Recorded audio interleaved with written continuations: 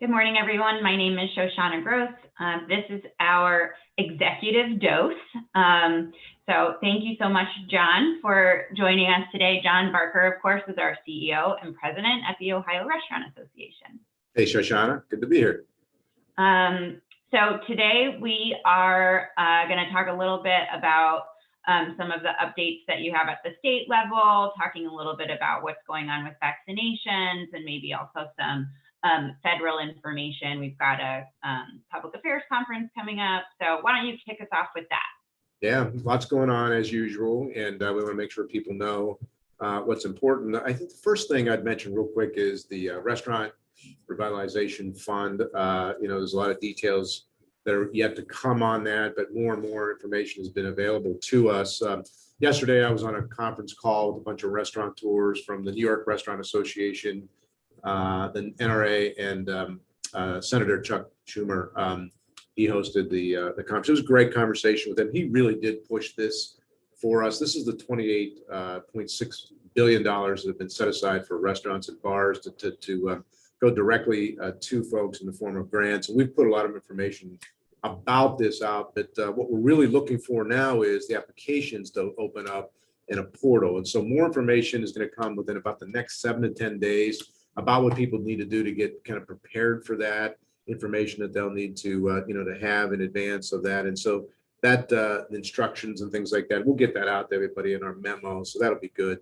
The first couple of weeks, Shoshanna, actually the first 3 weeks, the money will be set aside, or applications will be set aside for veterans, women, and other prioritized groups that perhaps didn't get into the front of the line on the Paycheck Protection Program. So that's good, and then it'll open up to everybody else. You got asked a lot of questions on the webinar that we had, and one of the questions was, will he, if the money runs out, then what? And he said, I will go right back to the floor with another bill if we run out of the money and ask for more. And he said, I will be able to successfully get that through. So that was great. That was great news. And then a technical detail for those who have done these kind of things before. Yesterday, the news got announced that one of the things that we were concerned about, you'd have to come up with this DUNS number, registered. It's kind of complicated. And there's a sam.gov thing that you've had to go through for some things in the past. Very complicated, and that's not going to happen. So it should be an slightly easier process, and that'll be good. At the same time this was coming out, President Biden signed an extension on the existing PPP. So that was going to run out here shortly, actually today, and it got extended to the end of May 31st. So that's good. People have an opportunity. If you've not been able to get that application in, then people are asking a question like, well, if I got PPP, can I get this new fund from the government? And there'll be a whole process that will tell you if you got PPP, how much can you then apply for on the revitalization fund. So that data will come out. Great news, PPP loans in the state of Ohio are now tax exempt. And that was a big thing that we had pushed for, and we got that done. And Governor DeWine is supposed to sign that, and we expect that to happen. That'll go into law. And then if you bought PPE, like mask and sanitizer and things like that, we've now gotten that tax deductible here in Ohio. So those are all good things, and we're pretty excited. And just there's a lot going on, right? You may have heard about the infrastructure bill that the president is now talking about. They're talking about 2 to 3 trillion for that. That's the next thing that's going to sort of heat up, as well as the minimum wage conversation and the potential for a change to the tip wage credit, all that. Those are all going to be topics at our public affairs conference that you mentioned.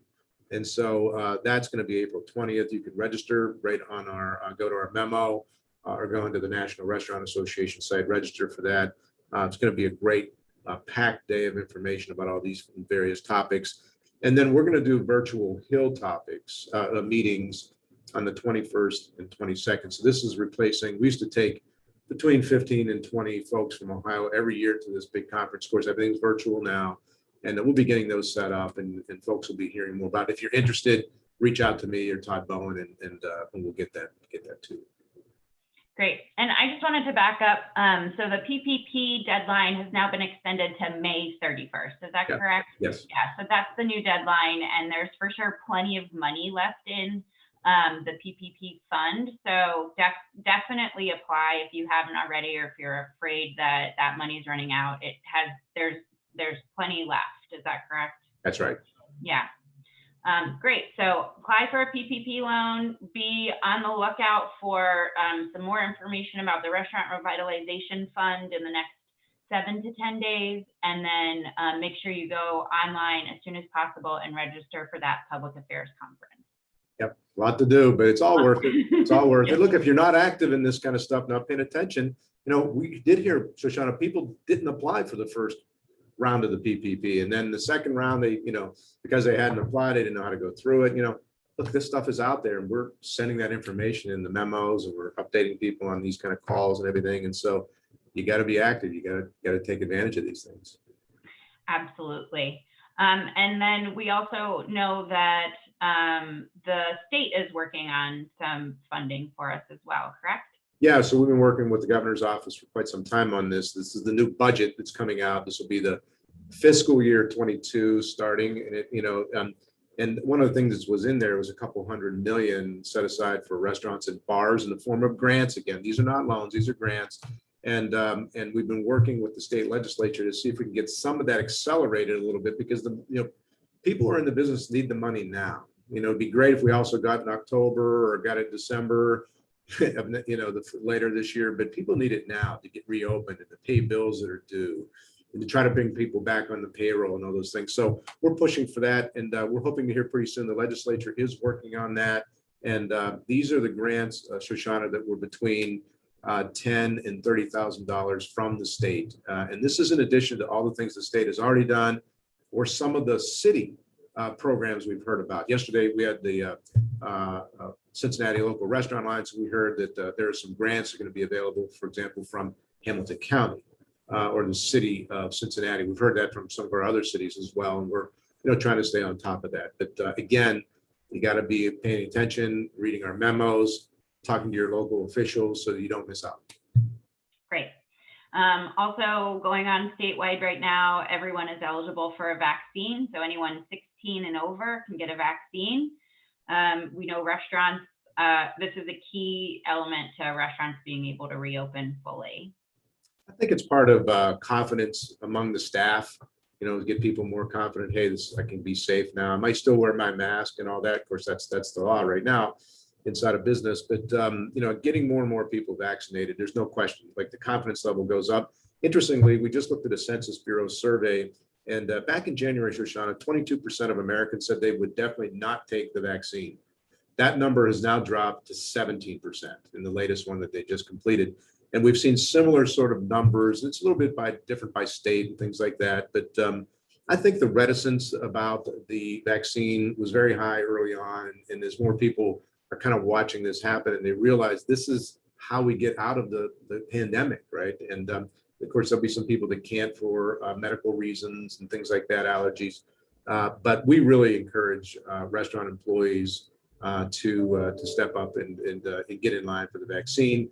Here at the ORA, Shoshana, we're strongly encouraging our team get the vaccine. It's a personal decision, but we're giving folks 3 hours to go get the shots, because sometimes you have to drive and wait and so forth. And then we're going to give an additional day of paid time off, once you have completed the vaccine. And I know many restaurant companies are doing the same thing. And we strongly encourage that so that people feel comfortable, they have the time, and it's a little bit of a reward to being extra responsible. So fingers are crossed on that. Great. Yeah, looking forward to everyone who can and wants to getting a vaccine as soon as possible.